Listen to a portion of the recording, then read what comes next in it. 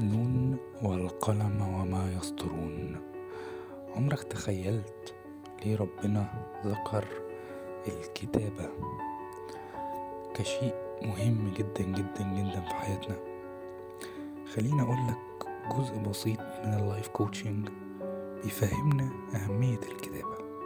الكتابة بتعزز التركيز عند الإنسان وبتثبت المعلومات.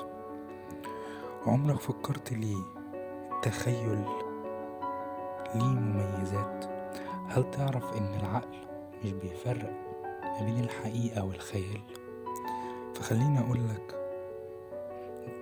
عن هذه المعلومة ان التخيل بيعزز النسخ النفسي العصبي، وده بيساعدنا في بناء نسخ نفسي عصبي، ده اللي هو بيساعد على تسريع